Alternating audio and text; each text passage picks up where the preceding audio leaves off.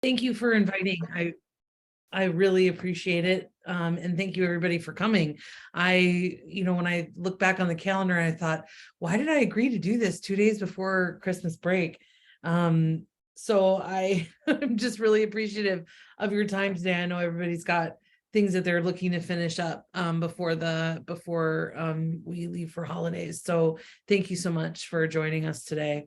We're going to talk a little bit about several different things. One of the first things we talk about when we talk about generating leads through a website as a tool is the website's function and why do we have a website to begin with. So we're going to start that. We're going to start there. Why even have a website? How does your website communicate value about your business? Does it communicate value about your services and products? And we're going to talk about the barriers that websites can have, barriers to usability, barriers to leads, barriers to people contacting you through your website. And we're going to talk about how we can remove those barriers.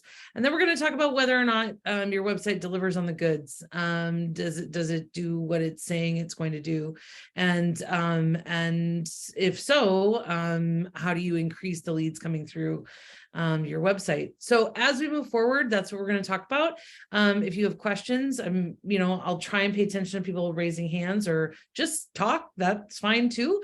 Or you can put your question in the chat. There should be some time at the end to cover any questions that people have. So thank you again for coming. This is what we're going to talk about, and I hope you enjoy. So why have a website at all? One of the things that I hear a lot from business to business, B2B companies, as well as industrial companies specifically, and manufacturers, is nobody's going to buy anything from me online. So why bother having a website? And I think we're at the point now that we're, 2.5 decades into the internet where we recognize and understand the need for a website, but I don't think every company has really recognized and understood its role or its function as a tool, as a sales tool, as a marketing tool for them. And that's reflected on their website. So that's what we're going to talk about, why have a website in the first place. So we've got a few stats that I want to talk through because I think it flies in the face of what I hear as objections from people when I ask about investing in their digital marketing in general or investing in their website. We hear some objections to the cost and things. So we want to go over some common misconceptions. One of them is that decision makers aren't trolling the internet looking for solutions. They're going to other places. They know the players in their industries and they're calling and they're using their relationships, and they absolutely are. All of those things are very true.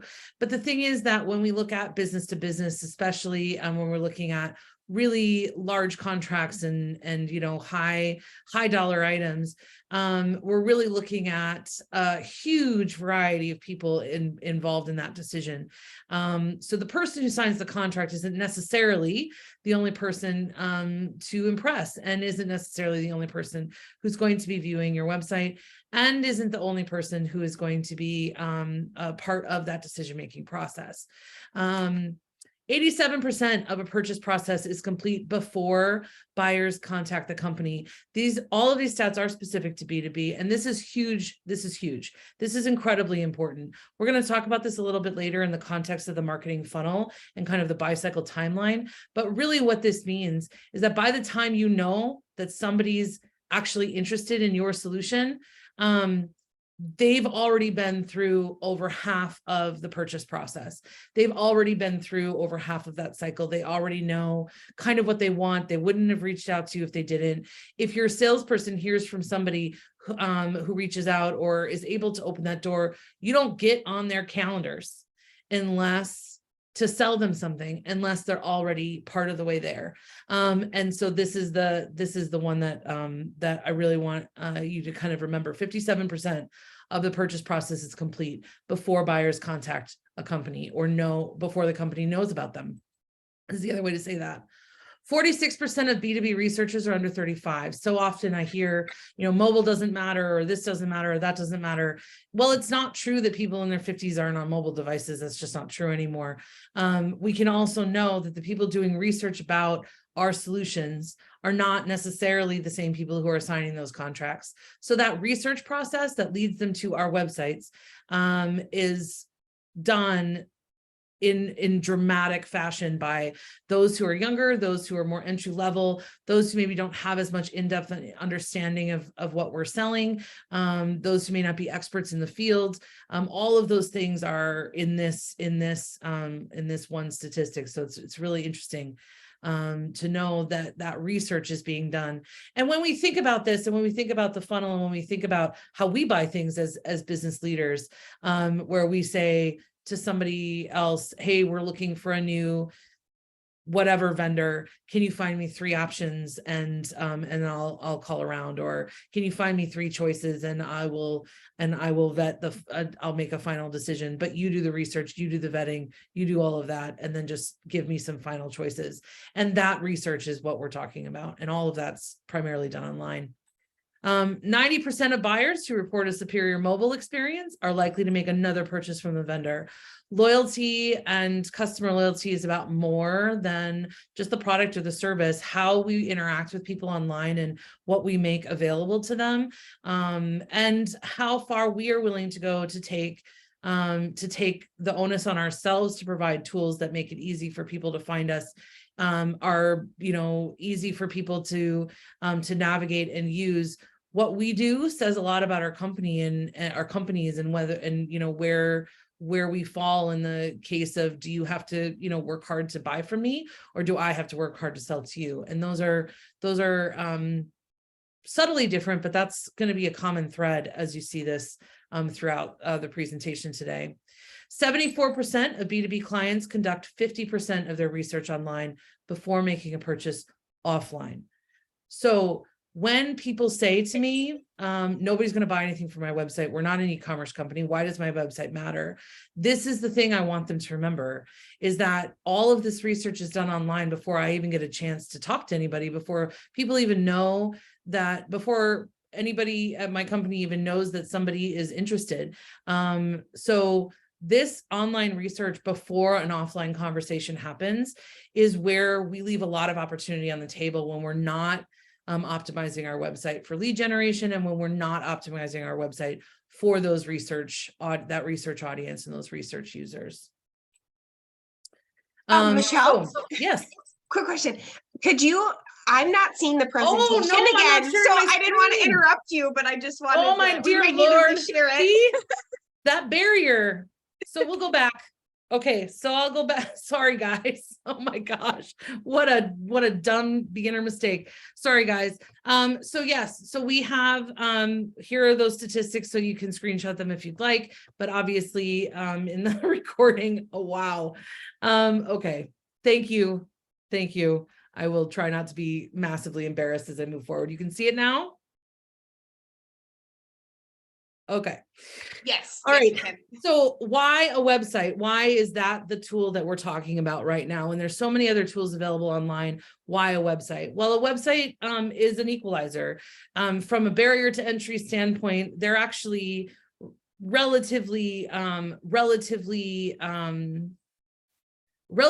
barrier to entry, meaning, you could be a $100 million a year company, or you could be a $1 million a year company, and your website could present in a really even way. It's not it's a lot less cost prohibitive than it was 20 years ago. And it's not like it's a building or real estate or the number of employees, right? A website can be a really egalitarian tool and an equalizer in your industry. So you can look bigger than you are. You can present yourself as you choose on your website, and you literally own your message on your website. When you're talking about a social media channel or things like that, there's nothing, I love doing social media messaging, but the core of everything that drives back to is the website, because you don't own your social media page. the social media company does. You can own your website, you can own the files, you own the domain, you own that from the beginning to the end. So you don't necessarily have to modify anything or change anything to somebody else's rules. You get to own your message, and you get to own your whole presence on your website. A website is a fantastic way to establish authority, and a website will sell for you if done correctly. A website will sell for you when you're not there, meaning your website can provide the information and the content that justifies and provides support for your sales claims and all of those things. It has an amazing power to do that, and do it in a really inexpensive, ongoing way. You're not mailing anything, you're not printing anything, you're not producing things. You get to put this out virtually, which means that it's the really low barrier to that entry. So that's why we talk about a website and not say our LinkedIn page as a lead gen. It can be, and it can do a really good job of that. But we're focusing on the website because of the ownership aspect. Okay, so I'm going to pick on a couple of people now. I'm only picking on these people. I know you know who this is, so I'm not getting in trouble here. I'm only picking on them because I know that they're already working on this. But these are, I'm going to show two website examples. This is the first one. And I just want you to take a minute and say, what does it make you think about the company? Just at first blush, in the first 2 seconds looking at it, in my eyes, they're already working on this. So again, this is not, I know that they're working on this. I know they're changing it. So this is not, I'm picking on them, but this is not, I swear I'm not bullying anybody. So when you look at this website, you're looking at something that is styled in a way that looks like it's been around for a while, that the text is pretty small, the menu is really limited, the information is really limited, the pictures are small, it's hard to read, and it's really hard to read on a mobile device because it's not mobile responsive. If we compare this to what would be considered, from an outsider's perspective, a competitor's website, which is this one here, we look at and we see a much more robust menu with more supporting documentation. We see a much more modern style and design. We see a mobile friendly or mobile responsive layout. We see contact information front and center.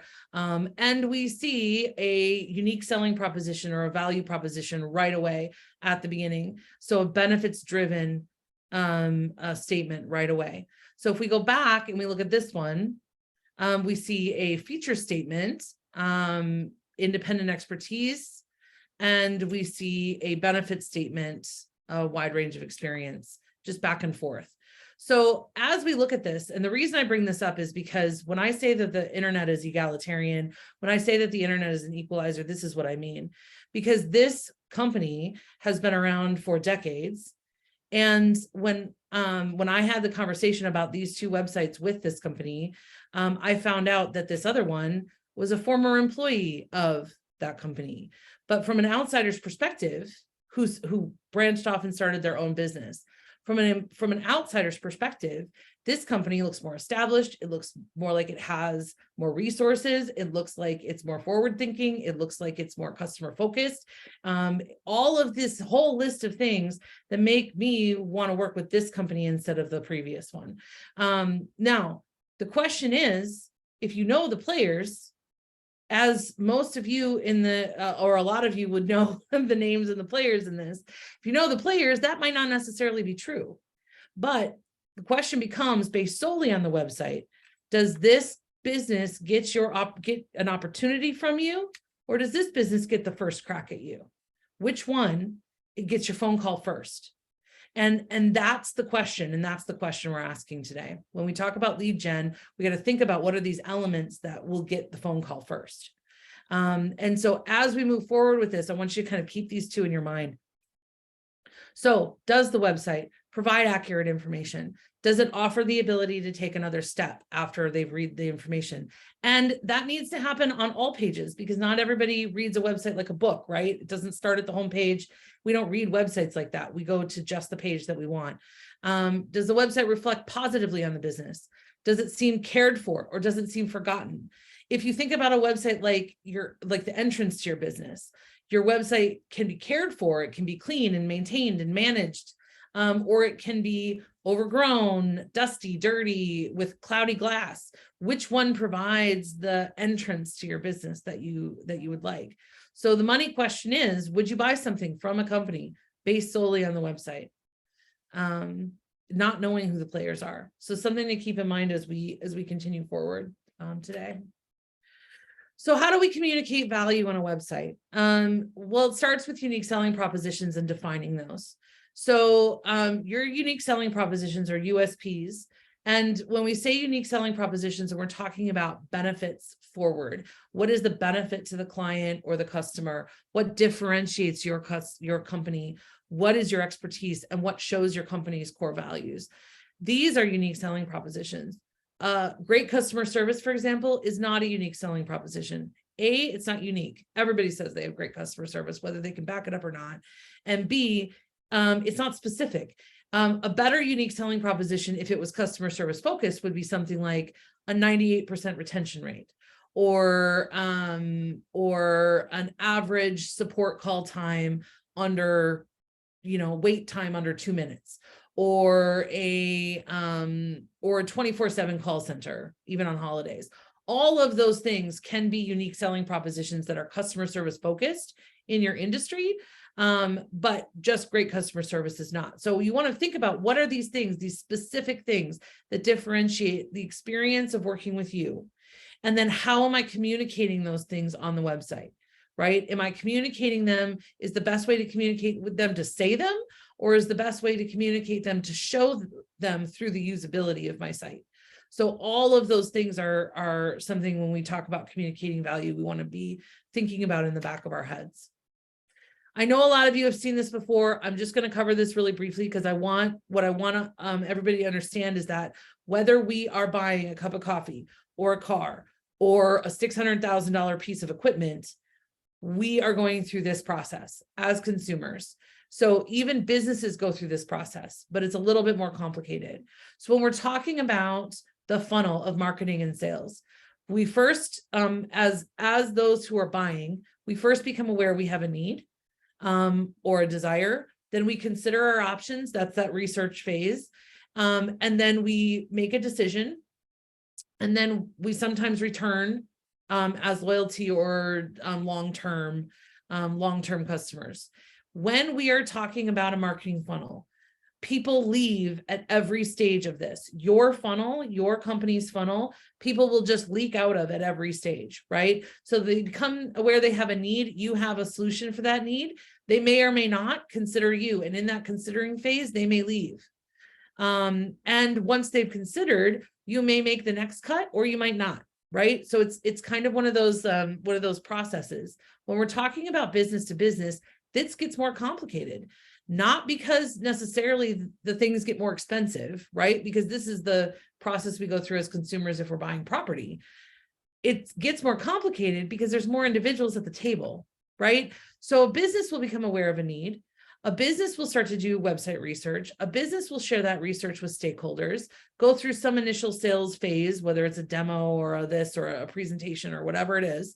Maybe request a proposal, review that proposal with decision makers and stakeholders, and then make a decision and sign on, right? So because this is a group decision, there are more individuals going through this, which just means more opportunity for people to leave. It's just more people who can decide that they don't want us, right? So our job and our website's job is to provide value and communicate value at all of these phases. And when we take honest assessments of our websites, we can ask ourselves, are we providing value at all of these phases? Are we providing value at that awareness phase? Are we providing value at the review proposal phase, right? Like a lot of us focus really heavily on that share research and initial sales phase, but are we providing value early enough and late enough to be able to manage our entire funnel? And so I have an example of this I want to share because it seems really ridiculous, right? But every business has consumable products, right? So I'm thinking like copy paper, paper towels, toilet paper, right? So consumable paper products become something that people order. So let's say that you are in operations for a business that has decided they need to cut 15% of their consumable paper budget line, right? So your boss comes to you and says, I need you to cut 15% off this budget line. Well, now you are aware you have a need, right? You are aware you have a need. You have to make a change. You can't buy what you've been buying before. You have to make some decisions. So your team gets together and you take that awareness of that directive and you say, okay, well, we're going to sit down and we're going to look at all of the things in that line item and we're going to do research and figure out what we can pull back on without impacting performance, without impacting employee retention, without impacting customer service or client services. We're going to do all of that research. And then we're going to share that research with whoever we need, with each other, with our bosses, with whoever we need to sign off on our decisions. And then we're going to, if we have to change vendors, go into a new vendor process. If we can just buy things from our current vendor and stay in our current vendor's funnel, great. If we can't solve that, or the decisions we make, now we're opening ourselves up to other vendors and other possibilities.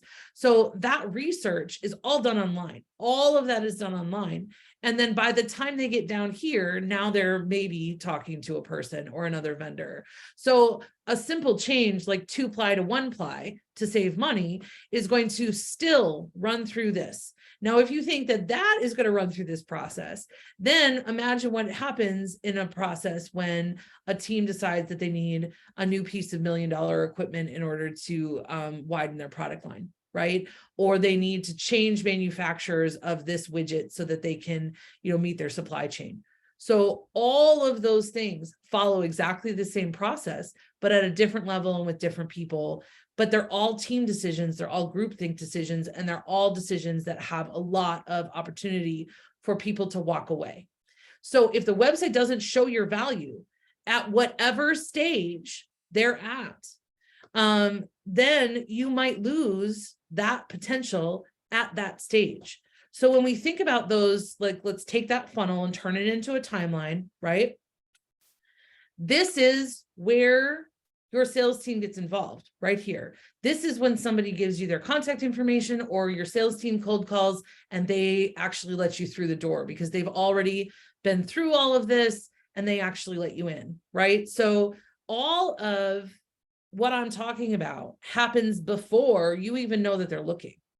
And so the only representation you have in all of that is your online presence, specifically your website. So as you move forward with this and you're thinking, do I have enough content for these phases of that journey? Do I have enough for people to be able to make decisions? That 57% of buying decision that happens before they contact me, do I have enough? Am I giving people enough of an idea of who we are, what we do better, and how we do business in order to maintain their presence in my funnel all the way through until I've earned the right for them to give me that information?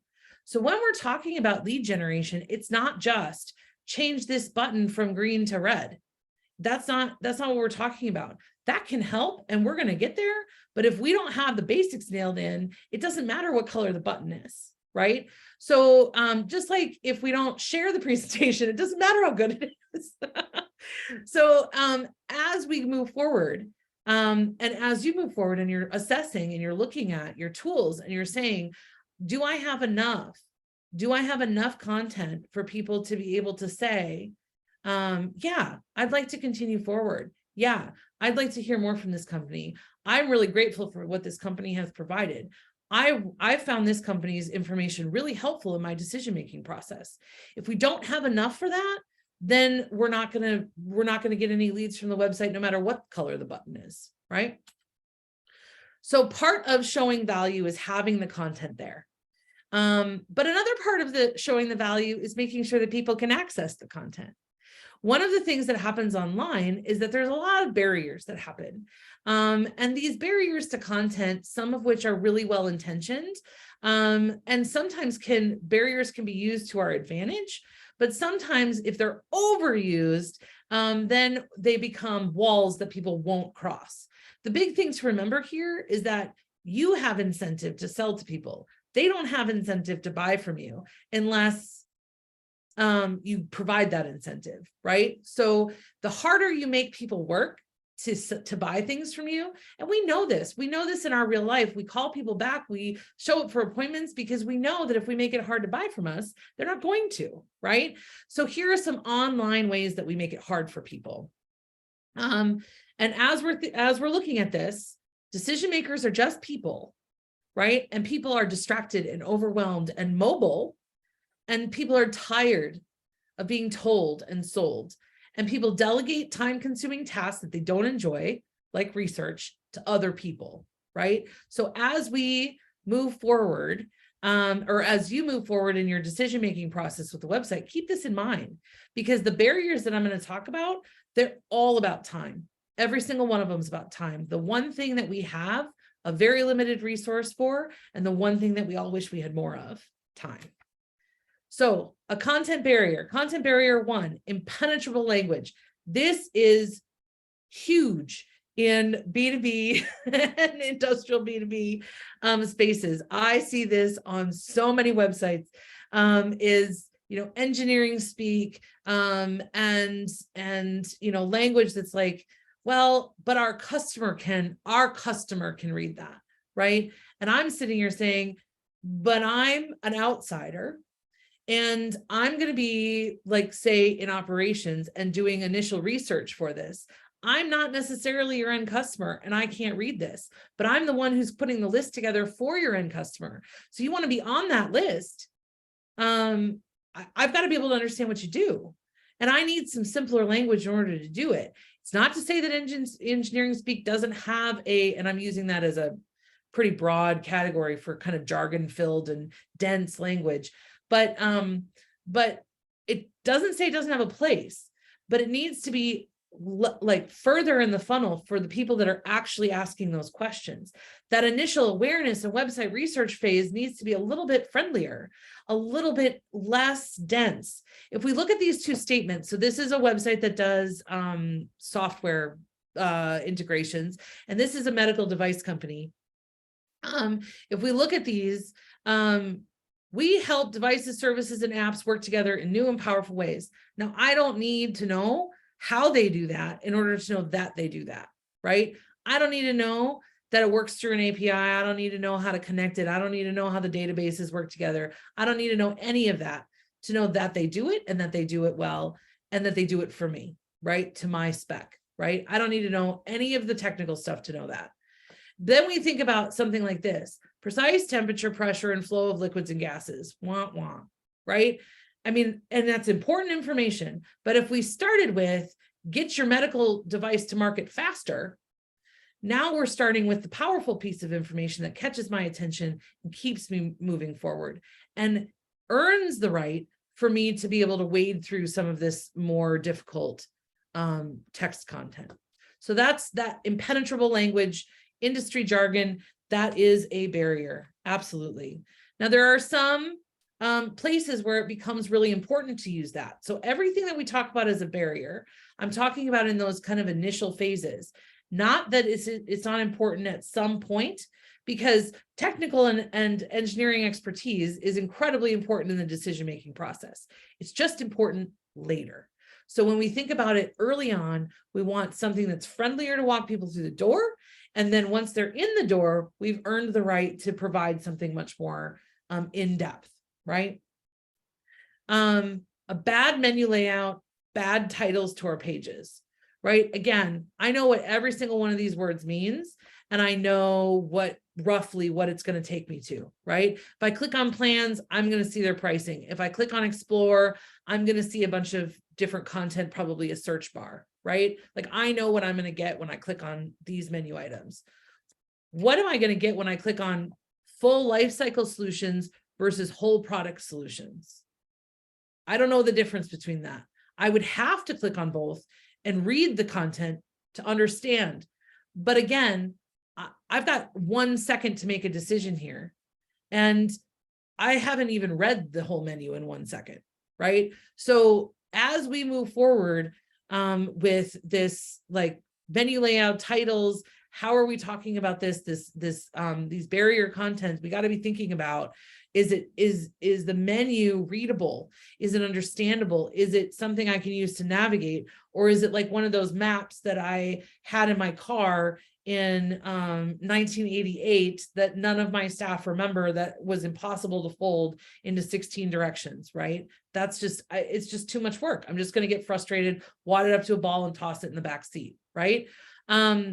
So content barrier 3, sign up gates on everything. This is where you have to put in your email address or you have to put in your name to get anything from a website.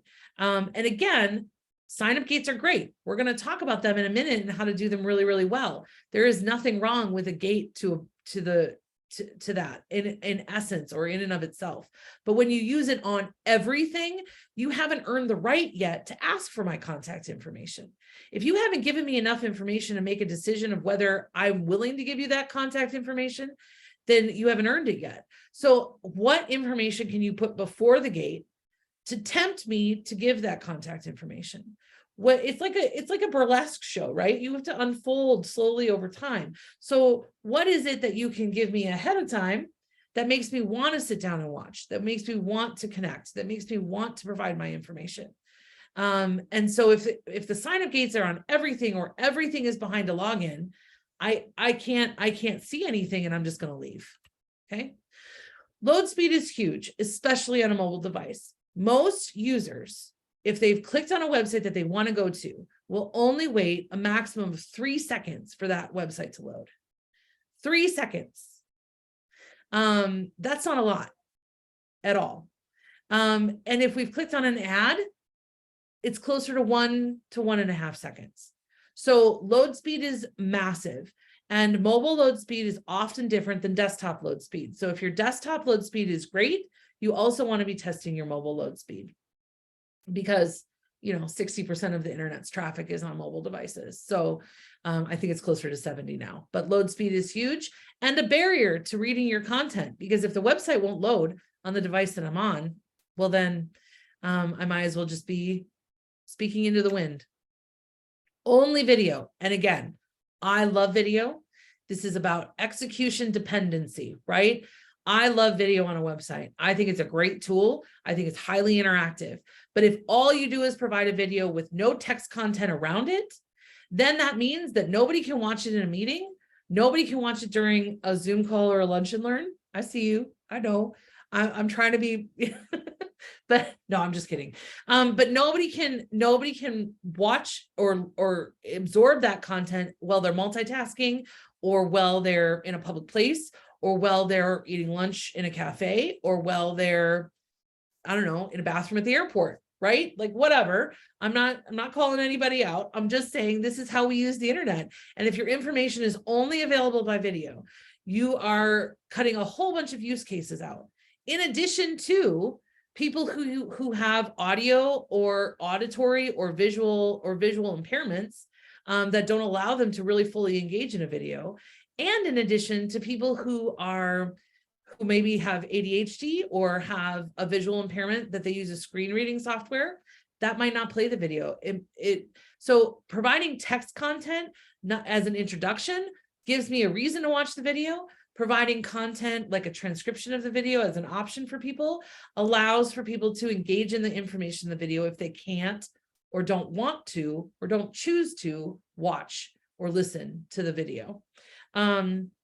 It's really interesting. Video is really powerful on a website, but everything that I'm talking about is execution dependent. Like we hear, let's put video on websites. It's highly engaging, but we don't listen to the fine print, which is we want to embed it. It needs to play really fast. The page still needs to load really quickly. And we want some text content around it, which also, by the way, is great for your SEO.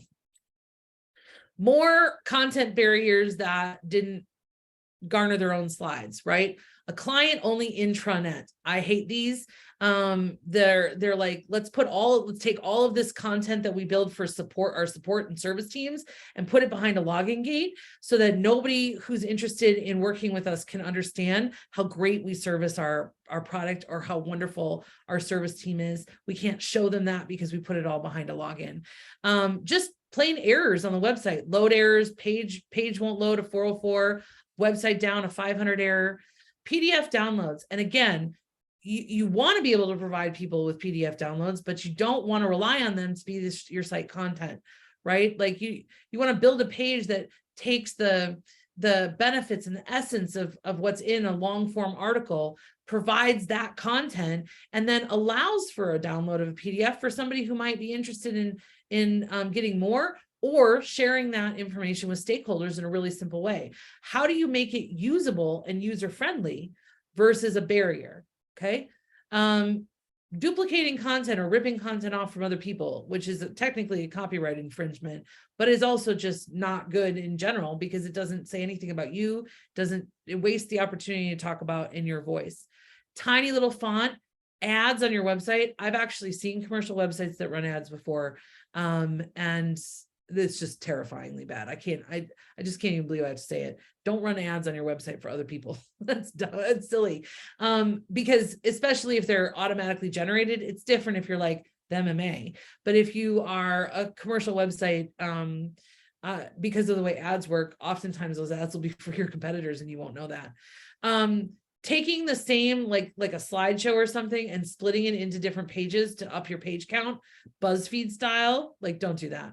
But this is the most common. The most common is the content simply isn't there. The most common part of this barrier is that it's just not there. People who are already clients have a lot of content, like support content or this or that. People who are already contacting your sales team have a lot of content there. But people who are in that awareness phase or that research phase may not be getting their questions answered. They may not understand how your solution is better than the other solution because you just might not have told them. So those are those content barriers.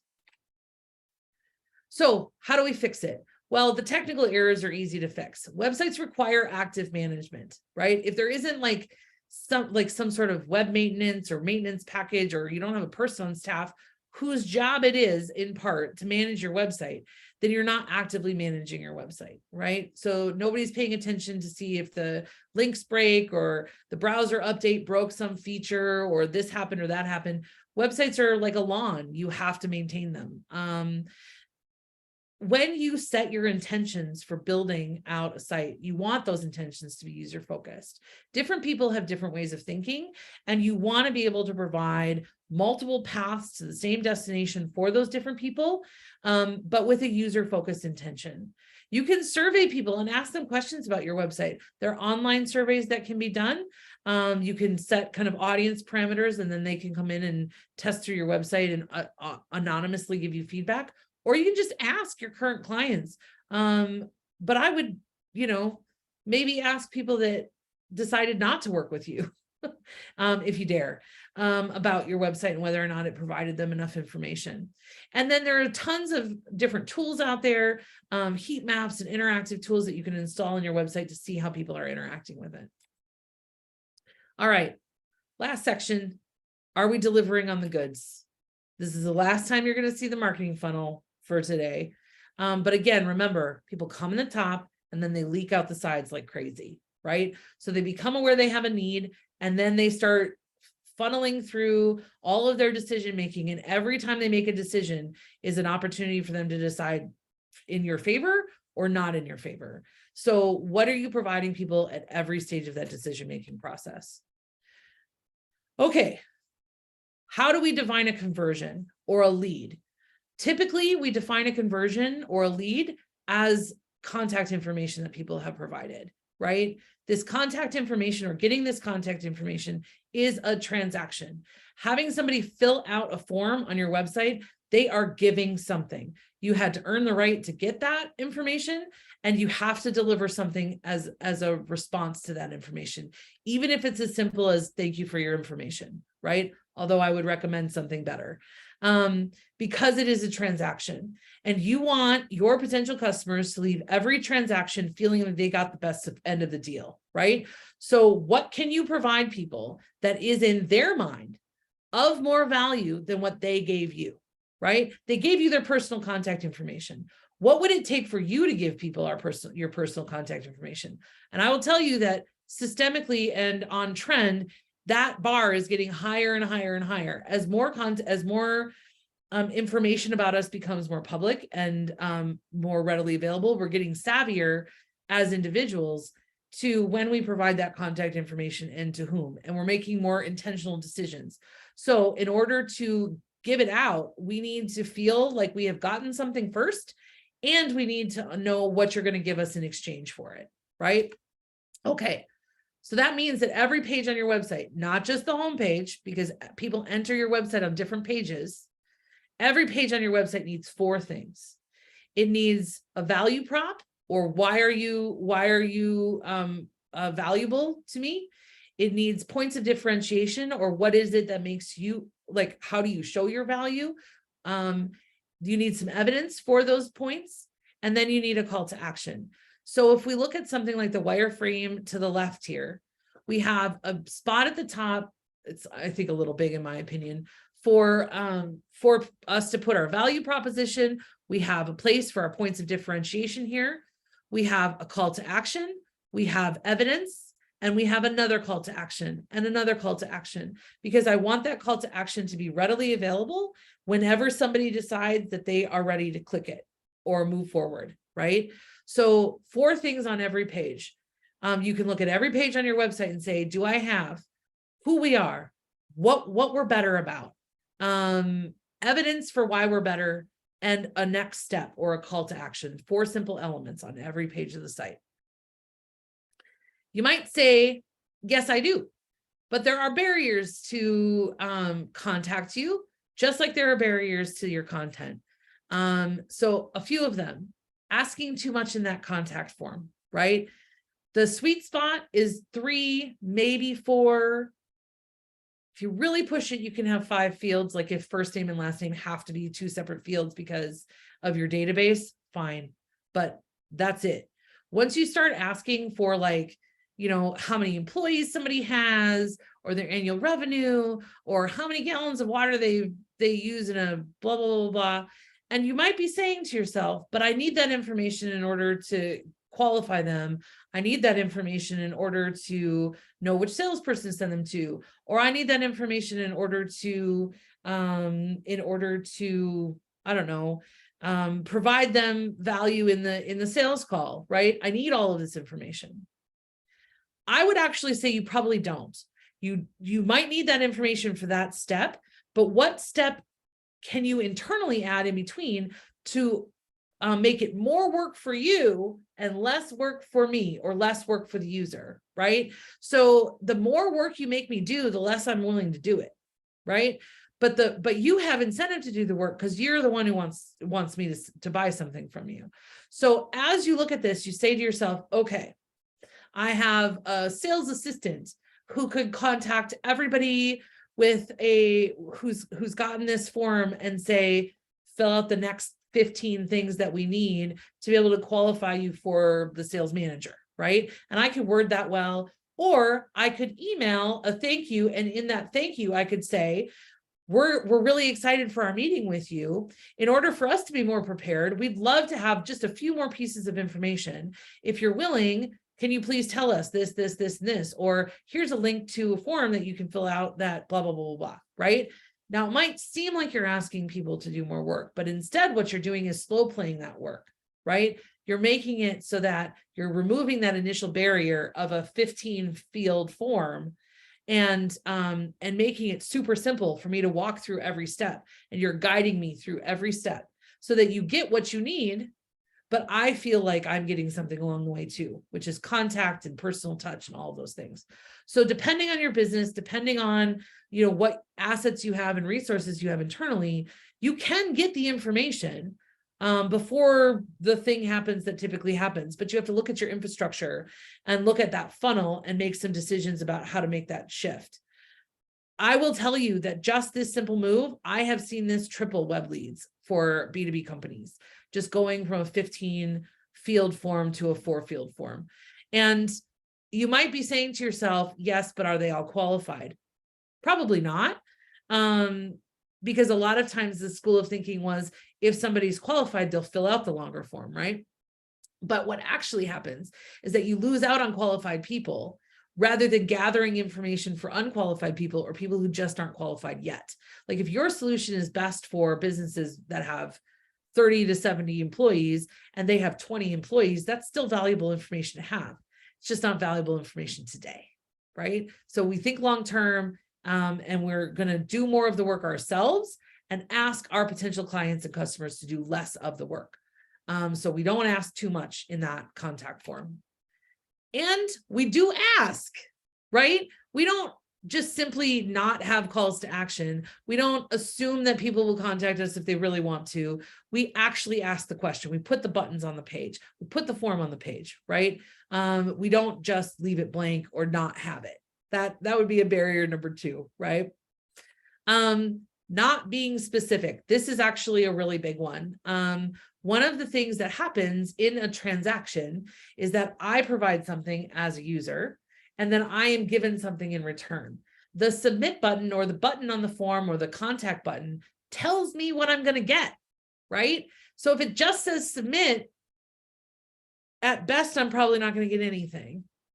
And at worst, I don't know what I'm going to get, right? If it says chat with us, then it opens up an email, then I know I'm going to get an email back, right? And again, we have to deliver on these things, but I know I'm going to get an email back.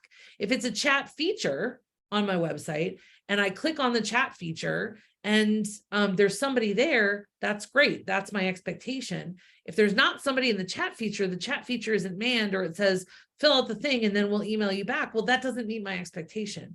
All of those things are barriers. So you want to be specific in the ask, but you also want to deliver on whatever it is you're being specific about. And not providing something in return.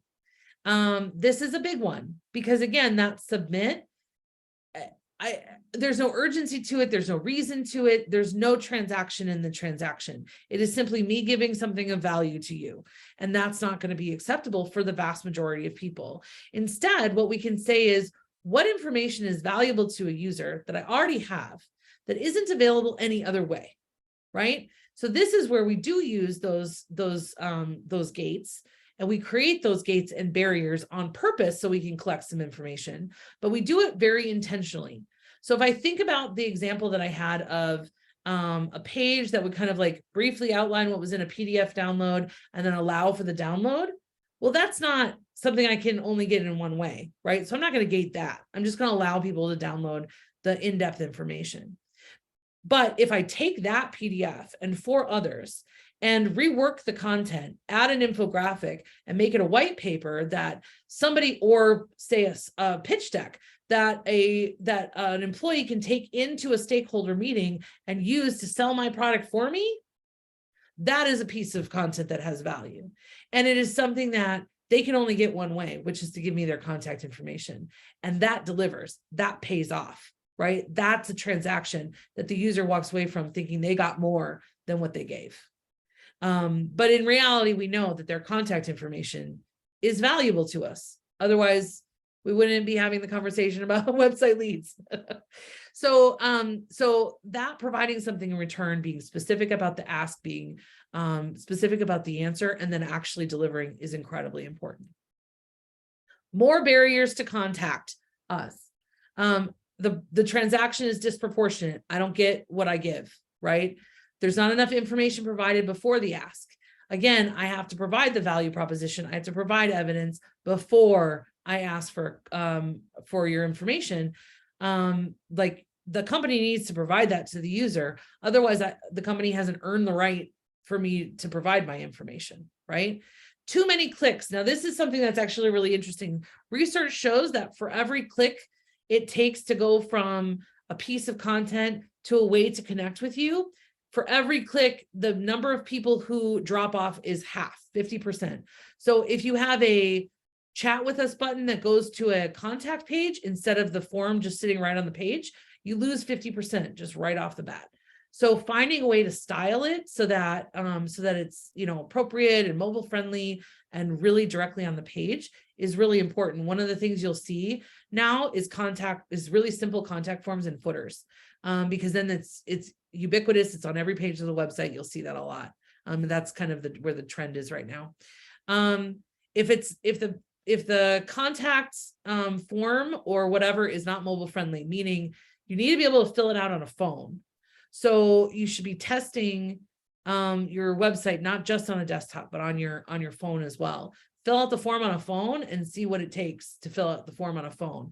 And this is why that 15 field form, you'll throw your phone across the room before you finish filling it out. I promise. Well, maybe you won't. I do, but whatever. If you don't answer on chat, again, like you gotta fulfill on the promises. If the user doesn't see value, technical errors, the form errors out halfway through, or provide some sort of security problem, like all of those things. And then the calls to action are not easily seen or found or buried. A lot of times I've seen like calls to action be text links inside of a paragraph instead of, a really readily available button that I can see when I just scan through a page. Okay, we're winding down on the time. I want to leave some time for questions. So TLDR, the more work it is for you, the less work it is for them. They have the incentive. You have the incentive to do the work. They do not. You deliver in real life on the promises you make online, just like you do in every other way with your business. Your website is not a brochure. You don't create it, print it, and let it sit there. You can test, you can change, you can test again. It's the coolest platform because you don't have to print 1,000 of them and then never change the thing with a typo, right? You get to change it. And this is where active management comes in again. Your website speaks for you when you're not there. Be proud of what it shows. And that's the end. Thank you very much, everybody. I really appreciate your attention. And we have a few minutes left for questions.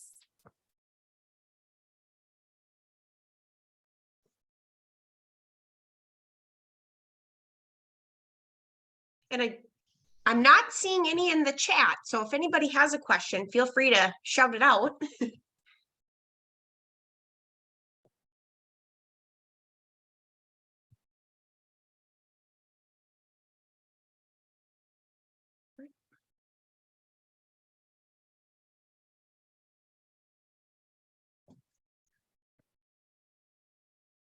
Quiet group.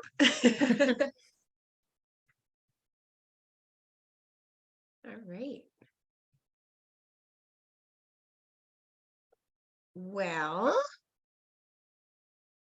if we don't have any questions. Well, thanks, Andy. All right. Well, I want to thank everybody for coming today. Special thanks to Michelle for your presentation today. And just a reminder to everybody that this session was recorded. So please feel free to reach out and I can resend the link to you. Other than that, I want to thank you again, Michelle, and happy holidays to everybody. Thanks, everybody. Bye. Thanks, Michelle. This is really great. Really appreciate it. Thanks, Brian. Have a great day. You too.